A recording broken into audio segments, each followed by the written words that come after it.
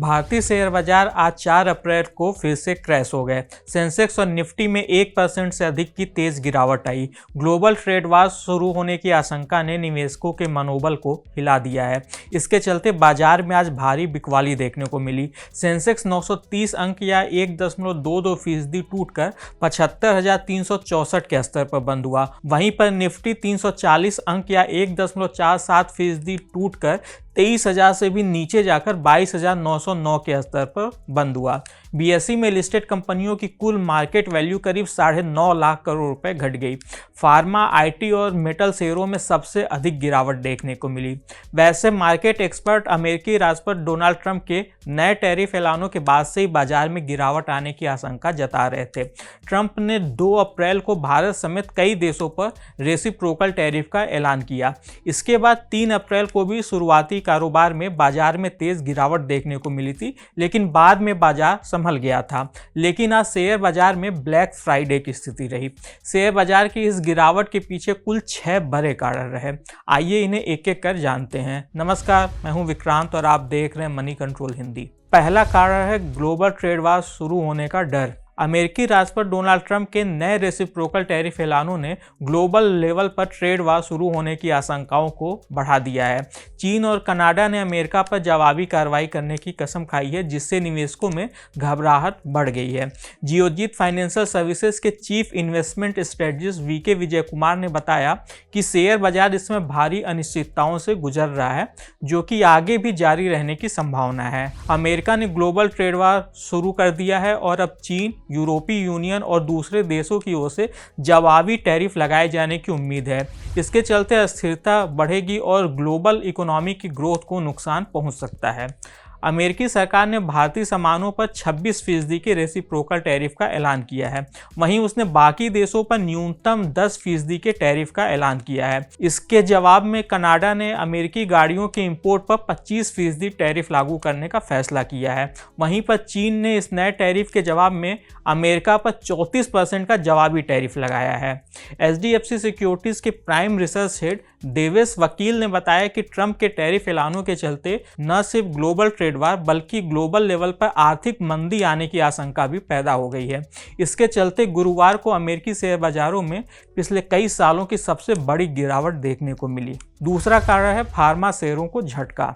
Donald Trump ने संकेत दिए हैं कि फार्मास्यूटिकल सेक्टर पर भी जल्द ही टैरिफ लगाए जा सकते हैं। पत्रकारों से बातचीत करते हुए ट्रंप ने कहा कि फार्मा सेक्टर पर हम ऐसे टैरिफ लगाने जा रहे हैं जैसा कि पहले कभी नहीं देखा गया होगा। उन्होंने आगे कहा कि फार्मा इंडस्ट्री को एक अलग कैटेगरी के रूप में देखा जा रहा है और इसके लिए जल्द ही एक बड़ी घोषणा की जाएगी। उन्होंने इस फैसले को निकट भविष्य में लागू करने की बात कही। इस खबर के बाद आज कारोबार के दौरान निफ्टी फार्मा इंडेक्स 4.5% तक नीचे चला गया था और सबसे अधिक गिरावट वाला सेक्टोरल इंडेक्स बन गया। अरबिंदो फार्मा, ल्यूपिन और इप्का लैब के शेयर 6% से ज्यादा गिर गए। तीसरा रीजन रहा ग्लोबल मार्केट से कमजोर संकेत। ग्लोबल शेयर बाजारों से आए कमजोर संकेतों ने भी निवेशकों के सेंटीमेंट पर असर डाला है। अमेरिकी स्टॉक मार्केट में बीती रात 2020 के बाद की सबसे तेज गिरावट देखने को मिली। S&P 500 इंडेक्स में 4.9% की गिरावट आई। करीब $2.5 ट्रिलियन की मार्केट वैल्यू वहां खाक हो गई। इसका असर एशियाई शेयर बाजारों में भी देखने को मिला। टोक्यो का निक्केई इंडेक्स 3% से अधिक की गिरावट के साथ कारोबार कर रहा था। साउथ कोरिया का कॉस्पी इंडेक्स करीब 2% नीचे चला गया। हालांकि संघाई और हांगकांग के शेयर बाजार आज बंद रहे, क्योंकि वहां पर किंगमिंग त्योहारों के चलते छुट्टी थी। चौथा रीजन रहा चौतरफा कमजोरी। निफ्टी के सभी 13 सेक्टोरल इंडेक्स आज लाल निशान में बंद हुए। ट्रंप की नई धमकी के बाद फार्मा शेयरों में सबसे अधिक गिरावट देखने को मिली। अमेरिकी टेक शेयरों में कमजोरी के चलते आईटी शेयरों में भी गिरावट का सिलसिला जारी रहा। निफ्टी आईटी इंडेक्स आज कारोबार के दौरान 2% से अधिक गिर गया था। इंडेक्स में शामिल सभी 10 कंपनियों के शेयर लाल निशान में थे। कोफोर्ज और परसिस्टेंट सिस्टम सबसे अधिक नुकसान में रहे।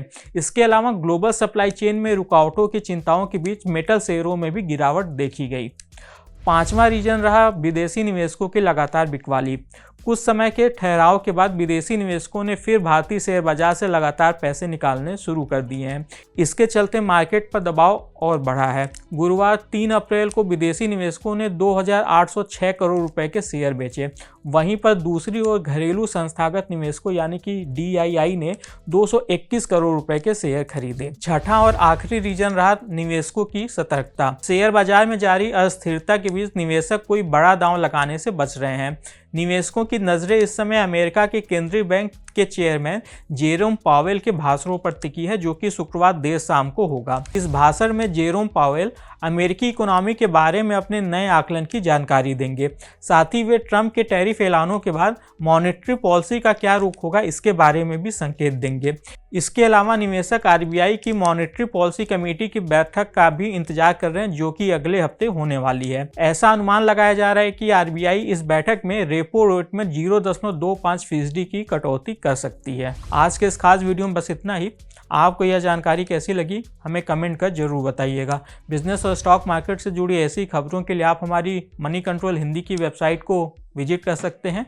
इसके अलावा आप हमें YouTube, Facebook, Instagram और X यानी कि ट्विटर पर भी फॉलो कर सकते हैं। Thank you.